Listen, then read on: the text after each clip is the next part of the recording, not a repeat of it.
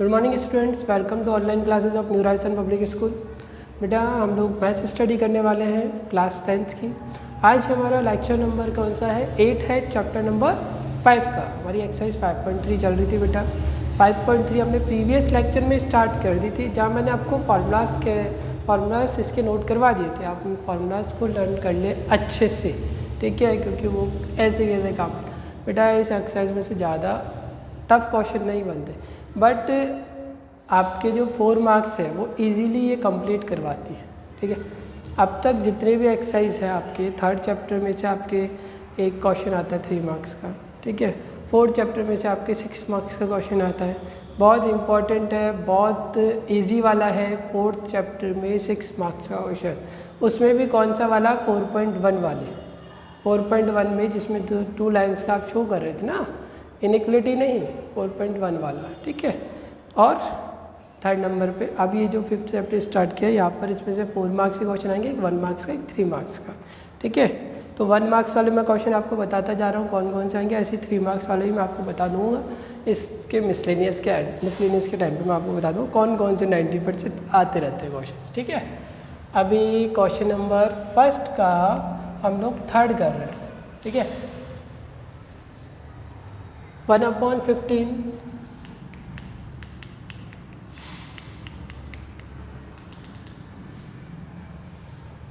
up to 11 terms,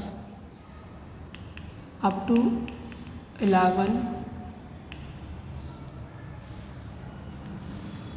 तो answer क्या होगा बेटा? गिवन एपी, तो गिवन एपी है बेटा 1/15,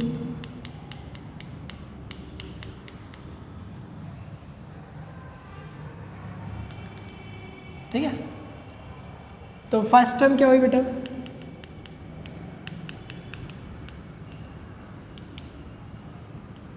a 1/15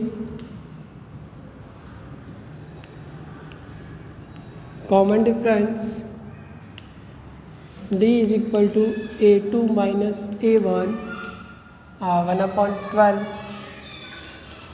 माइनस 1/15। 12 और 15 का एलसीएम क्या होगा बेटा? बेटा 12, अब आप एलसीएम जो पहले निकालते थे किस तरीके से? इस तरीके से।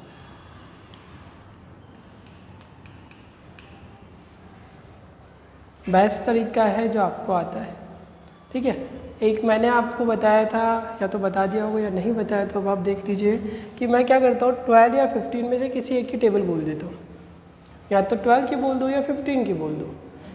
फिर उसके बाद जब आप टेबल बोलते हो तो उनमें से जो कॉमन मल्टीपल आता है दोनों का, यानी कि ऐसा नंबर जो 12 की टेबल में भी आता है और 15 की टेबल में भी आता है, तो वो आपका एलसीएम हो जाता है, ठीक है। तो मैं 15 की टेबल बोलता हूँ। 15 बन जाए 15, 15 टू जा 30, तो 30 तो नहीं आता 12 की टेबल में, नहीं आता ना। 15 3 जा 45, तो वो भी 12 की टेबल में नहीं आता। 15 4 जा 60, 12 की टेबल में आता है, 12 5 से 60 होता है, आ गया। तो मेरा 60 एलसीएम हो गया बेटा। इजीली डन हो जाता है ये, कि आप एक की टेबल बोलो जल्दी से। 15 में 15, 15 या 30, 15 या 45, 15 बोलो 60, 460 आते हैं, आप देख लेते हो। ये तो 12 की टेबल में भी आता है, तो वही आपका क्या हो जाता है? एलसीएम। और वैसे लेना चाहो तो वैसे भी ले लो, वही 60 ही आंसर आएगा, चाहे तो आप चेक कर लीजिए। 2 6 जा 12, 2 3 जा 6, 3 5 जा 15, तो 5 बन जा 5, 2 2 जा 4, 4 जा 12, 12 5 जा 60, आ गया 60। सेम है, तो फ़र्क नहीं पड़ेगा, बस यहाँ से थोड़ा जल्दी आ जाएगा। और बाकी आपको जो अपनी तरफ से बेस्ट लगता है आप उसका यूज़ करो, कोई फ़र्क नहीं पड़ रहा। तो 60 को अगर मैं 12 से डिवाइड करूँगा तो कितने टाइम्स होगा बेटा? 5 टाइम्स। 60 को 15 से डिवाइड करोगे तो 4 टाइम्स, तो ये 1/60। और नंबर ऑफ टर्म्स कितनी है बेटा? n कितना है? 11। तो एस एन क्या है आपका? n/2 2a plus n-1 into D. तो एस एन, तो एस 11/2, ए की वैल्यू क्या होगी? 1/15।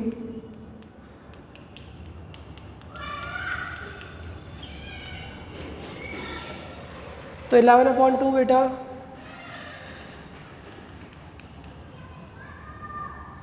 2 1 जा 2 हो गया, 2/15। 11 माइनस 1 क्या हो गया बेटा 10।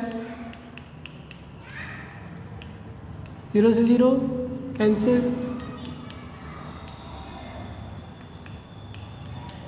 तो 1/6।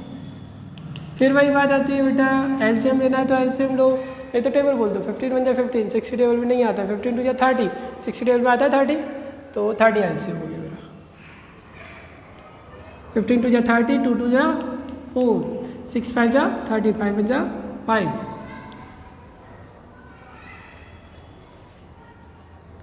इलेवन अपॉन 2, 5 + 4 9/30, तो ये 3 से कैंसिल हो गया, 3 3 जा 9, 3 10 जा 30, तो आपका आंसर हो गया 33/20। तो hence sum of first 11 terms, sum of first 11 terms is equal to 33/20। हो गया बेटा, हो गया, ये आपका आंसर है। ठीक है, कोई प्रॉब्लम तो नहीं होगी यहाँ पे, कैलकुलेशन इतना एक्सप्लेन करने की जरूरत है नहीं, समझ में आ गया होगा, सिर्फ कैलकुलेशन है, बाकी वही प्रीवियस क्वेश्चन की तरह ही था। तो आप इसको नोट कर लीजिए जल्दी से, मैं हट जाता हूँ यहाँ से। ले लिया स्क्रीनशॉट बेटा?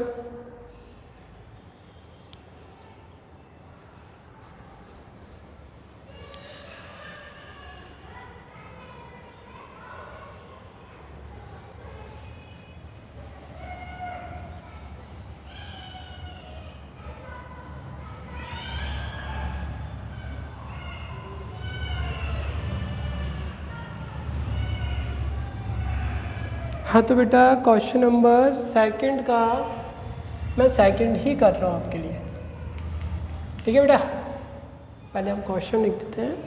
वही find the sum of the following, find the sum of the following,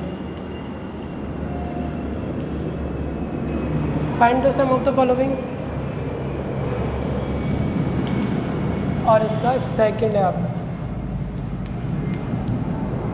7 + 10 1/2 plus 14, 14 है, हाँ 14,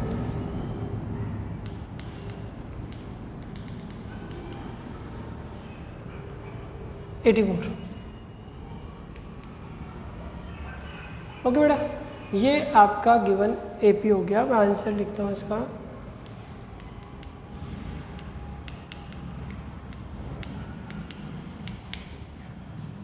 गिवन एपी 7 + 10 1/2 प्लस 14 प्लस 84। तो फर्स्ट टर्म क्या हो गई बेटा? फर्स्ट टर्म हो गई आपकी A7,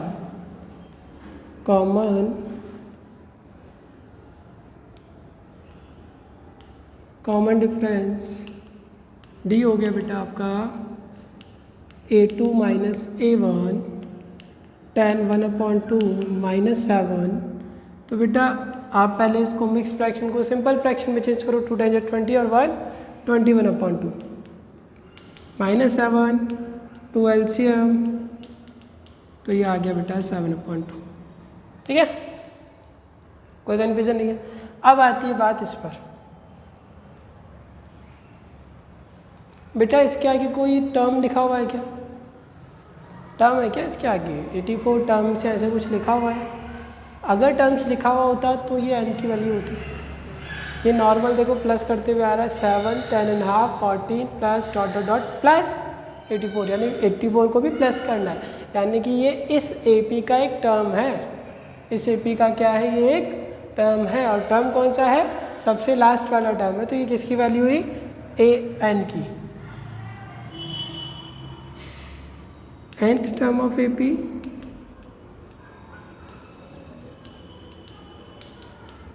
AN is equal to 84। n क्या है? n की वैल्यू क्या है? AN की वैल्यू क्या है बेटा?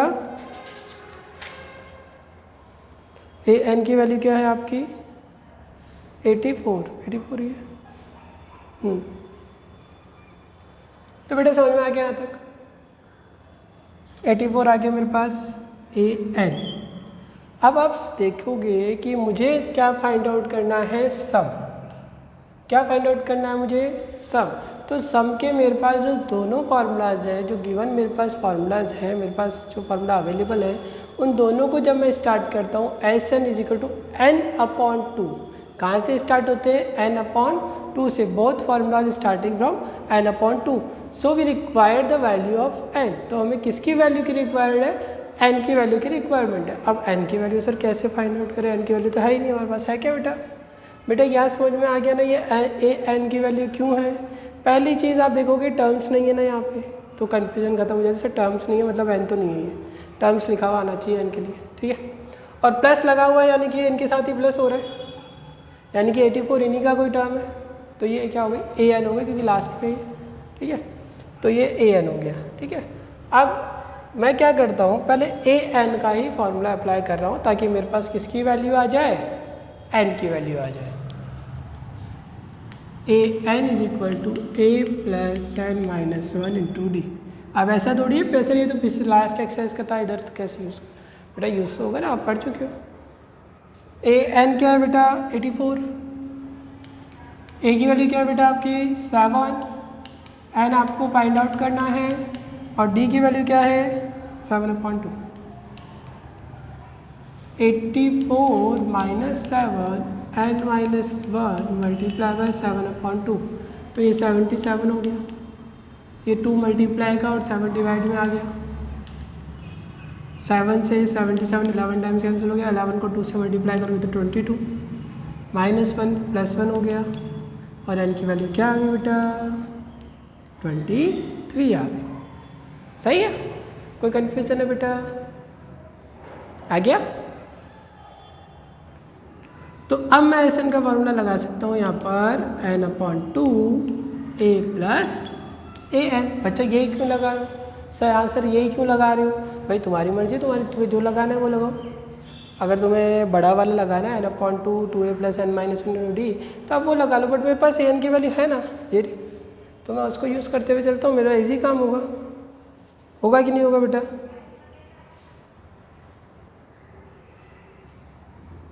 तो SN की वैल्यू क्या है 23। यहाँ लिखना चाहो तो लिख सकते हो बीच में यहाँ पर, so there are 23 terms in AP।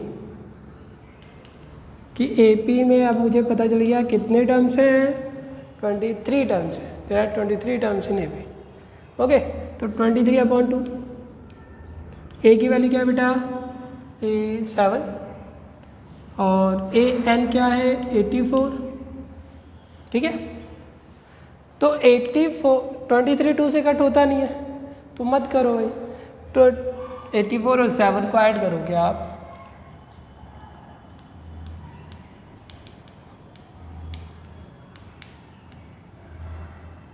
(91), ठीक है। 84 + 7 कितना हो गया बेटा 91। अब 91 को 23 से आप क्या करोगे, मल्टीप्लाई करोगे, तो 910 910 1820, तो ये अराउंड 2093 आना चाहिए I think.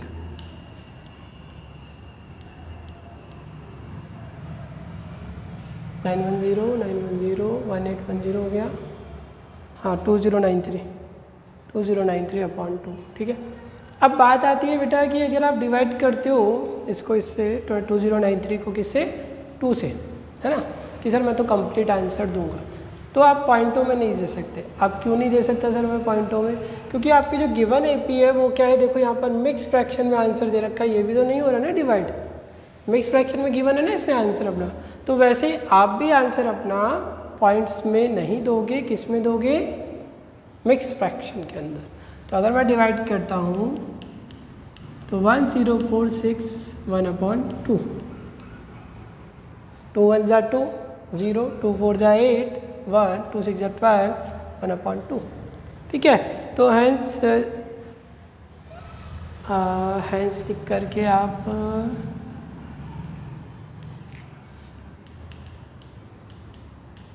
7 plus 10 1/2 plus 14 dot dot plus 84 is equal to 1046 1/2। तो इन सब का सम कितना आ गया बेटा 1046 1/2। वापस देखिए स्टार्टिंग से ए डी की वैल्यू में कोई कन्फ्यूजन नहीं है, ये ए एन की वैल्यू होगी क्योंकि यहाँ पर टर्म्स नहीं लिखा हुआ, कंफ्यूज होने की जरूरत नहीं है बेटा। मैंने आपको स्टार्टिंग एक्सरसाइज स्टार्ट करते ही बोल दिया था कि आप जो कंफ्यूज हो सकते हो वो सिर्फ एन और ए एन की वैल्यूज़ के बीच में हो सकते हो और कहीं नहीं होगी पूरे चैप्टर में, ठीक है। तो टर्म्स नहीं लिखा हुआ इसलिए ये एन नहीं है, सेकेंड प्लस लगा के इनके साथ ऐड हो रहा है वैल्यूज़ के साथ, इट मीन्स ये ए एन है। तो ए एन से मैंने एन फाइंड आउट किया, क्यों फाइंड आउट किया क्योंकि मेरे दोनों एस एन के फॉर्मूले किससे स्टार्ट होते हैं, एन से ही स्टार्ट होते हैं। तो मैंने फॉर्मूला लगा के यहाँ पर एन की वैल्यू फाइंड आउट कर ली, जैसा कि आपने प्रीवियस क्वेश्चंस में किया, प्रीवियस एक्सरसाइज में मीन्स। फिर एस एन का फॉर्मूला लगा दिया 84 + 7 91 डिवाइड करके 1046 1/2। तो ये आपका आंसर हो गया। स्क्रीनशॉट ले लीजिए जल्दी से, फिर अपन चलते आगे।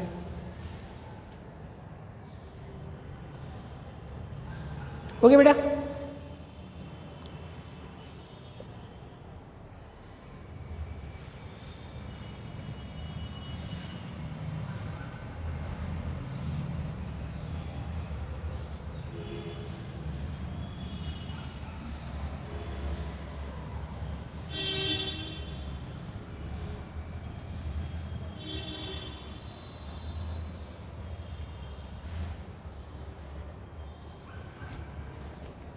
Question number 3, find the number of terms. Question number 3, find the number of terms.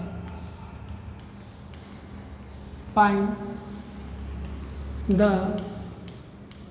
Number of, find the number of term है ना, हाँ, find the number of terms.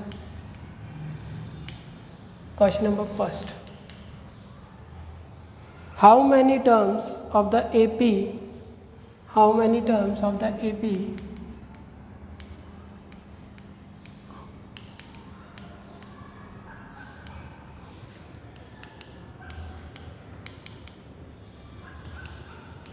how many terms of the AP 9 17 25 9 17 25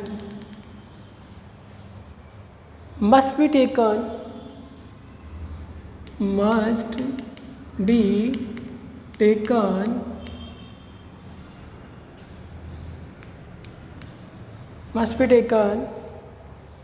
to give a sum of 636, to give a sum of 636।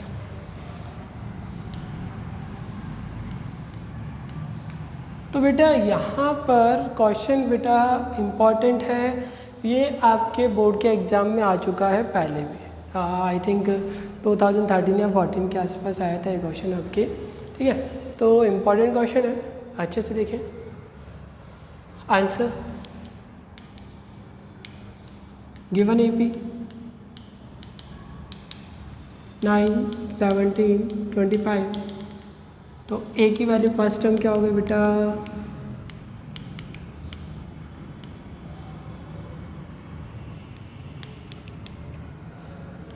Common difference क्या हुआ,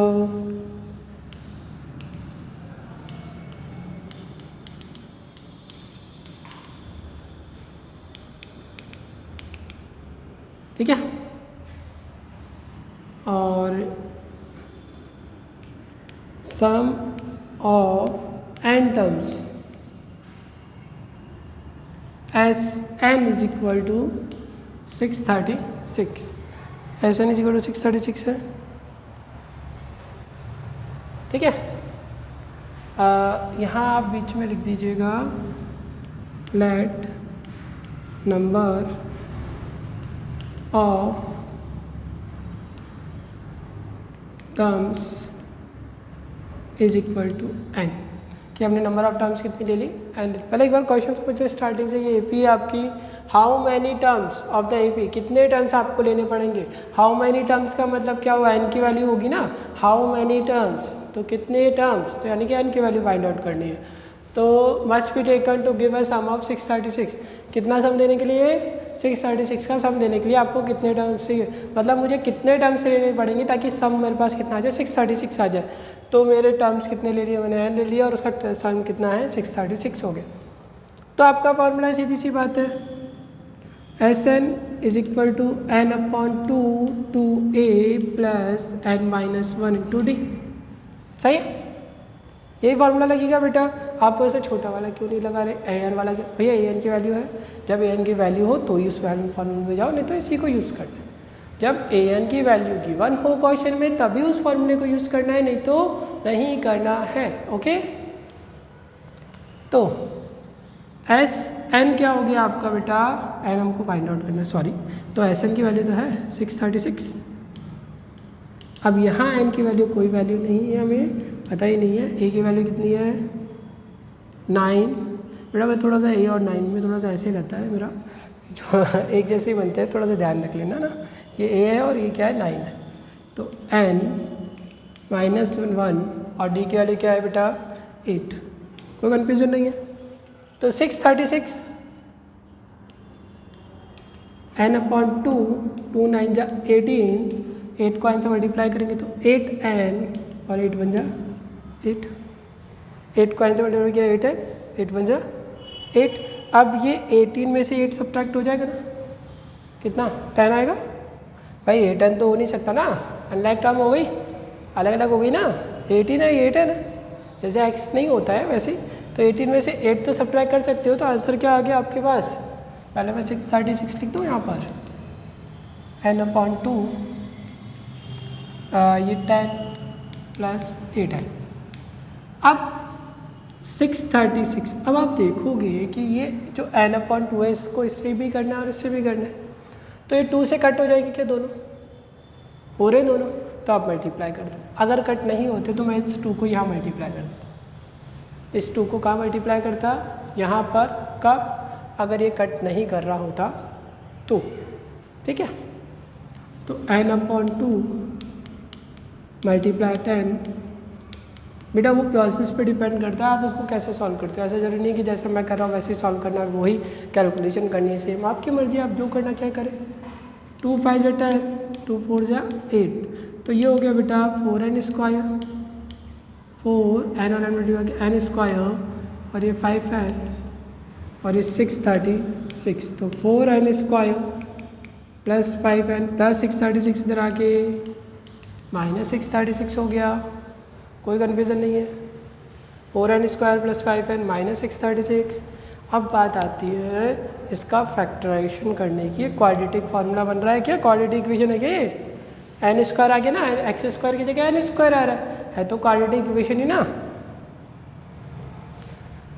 तो अब अगर मैं इसको, अब आपकी जो मर्जी है वो स्टेटमेंट लगाओ, क्योंकि आपने 3rd चैप्टर में काफ़ी सारे तरीके पढ़े हैं, काफ़ी सारे मेथड्स पढ़े हैं क्वाड्रेटिक इक्वेशन को सॉल्व करने के। सर मेरे को प्राइम फैक्टराइजेशन मेथड आता है और मेरे को क्वाड्रेटिक फार्मूला भी आता है b² - 4ac।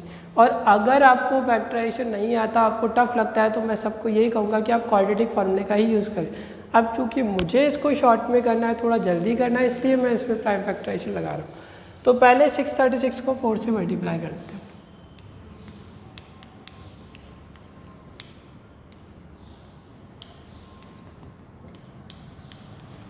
टू 544 आ गया। अब सर इतने बड़े नंबर का हम लोग फैक्टर करने बैठेंगे, जैसा कि आपने कहा था 3rd चैप्टर में कि जो मल्टीप्लाई करने पर आता है उसके आपको फैक्टर्स लेने होते हैं, है ना।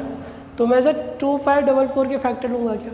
बिल्कुल नहीं लोगे बेटा, इतने बड़े तो मैं भी नहीं कहूँगा कि काफ़ी सारे फैक्टर्स होंगे, वैसे आप ले नहीं सकते क्या? लेना ही नहीं है, वो तो ऐसा हो जाएगा कि आप बहुत ज़्यादा जाए। अब मुझे माइनस करने पर क्या चाहिए? 5 चाहिए ना। तो जब भी ऐसी वैल्यूज़ आ जाए, क्या बड़ी वैल्यूज़ जहाँ फैक्टर्स बहुत ज़्यादा हो रहे हैं, तो पहले आप मल्टीप्लिकेशन का रूल ना लगाएं, पहले आप माइनस और सब्ट्रैक्ट का रूल, एडिशन और सब्ट्रैक्शन का रूल लगाएं कि मुझे माइनस करने पर क्या चाहिए? 5 चाहिए, और फिर मैं देखूँगा कि मल्टीप्लाई करने पर ये आ रहा है कि नहीं आ रहा है। ठीक है, तो मैं नॉर्मल नंबर लेता हूँ, पहले एक क्राइटेरिया लेता हूँ थोड़ा थोड़ा। 25 और 20। सर 25 और 20 से क्यों स्टार्ट करो भाई, जहाँ से मर्जी वहाँ से स्टार्ट करो। डिफरेंस कितने का लेना है, 5 का, और इसके आसपास पहुँचना है तुम्हें, 532544 के आसपास।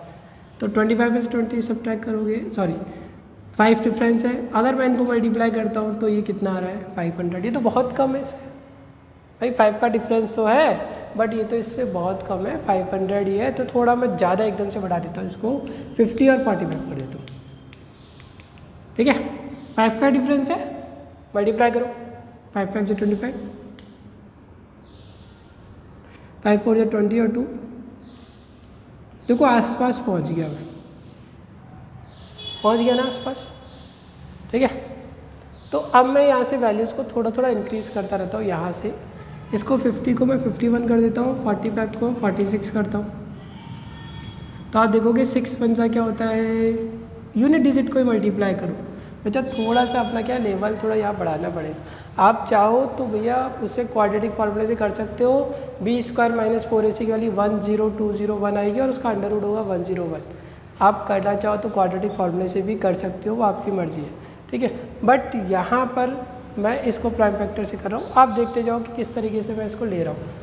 यूनिट डिजिट क्या चाहिए मेरे को, 4 पे काम करो। 51 और 46 को मल्टीप्लाई करता हूँ, 6 को 1 से करते तो 6 आ रहा है, तो यानी कि ये तो नहीं होगा। 52 और 47, एक इंक्रीज यहाँ पर 5 का डिफरेंस चल रहा है, 7 2 जा 40, सर यहाँ पे 4 आ रहा है, चलो इसको ले लेते हैं। एक 53 और 48, 8 3 जा 24, तो यहाँ पे 4 आ रहा है। तो हम इन दोनों को मल्टीप्लाई करके देखते हैं कि इन दोनों को मल्टीप्लाई करते हैं और इन दोनों को मल्टीप्लाई करते हैं, किसको मल्टीप्लाई करने पर अपने पास 2544 आ रहा है, ठीक है। तो मल्टीप्लाई करके देखोगे आप तो 53 और 48,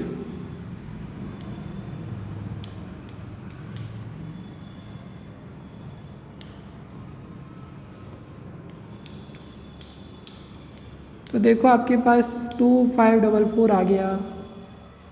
बेटा यहाँ थोड़ी मेहनत करनी पड़ेगी, बिल्कुल मेहनत करनी पड़ेगी आपको। बट अगर आपको मेहनत नहीं करनी है तो b² - 4ac वाला मेथड लगाओ, थोड़ा सा लंबा आंसर होगा बट हो जाएगा। वहाँ पे आपकी b² - 4ac की वैल्यू आप फाइंड करोगे तो आपका आएगा 10201, ये आएगी, और उसका अंडर रूट होता है बेटा आपका 101। बस ये ध्यान रखना अगर आप b² - 4ac से करो तो अभी मेरे फैक्टर्स क्या हो गए, 53n - 48n - 636। तो n कॉमन लेते हैं, 4n + 53, यहाँ पर 12 कॉमन लेते हैं, 12 4 से 48 प्लस 12 5 से 60, 12 3 से 36।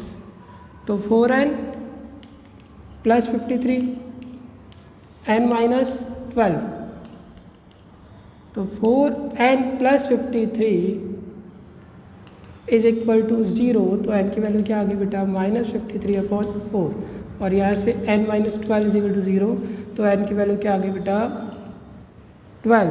तो 53/4 तो हो नहीं सकती। क्यों नहीं हो सकती, क्योंकि मैंने आपको बता दिया था कि n की वैल्यू हमेशा क्या होती है, नेचुरल नंबर ही होती है। तो ये तो नहीं होगी, तो n की वैल्यू क्या होगी 12। तो आपके नंबर्स ऑफ टर्म्स कितने हो गए बेटा 12। तो बेटा यहाँ से इसको आप किसी भी मेथड से सॉल्व कर सकते हो, चाहे आप इसको क्वाड्रेटिक फार्मूला से करो, चाहे जैसे मैंने फैक्टराइजेशन से किया वैसे कर दे, ठीक है। तो आज का हम लोग लेक्चर ये फिनिश करते हैं। आपको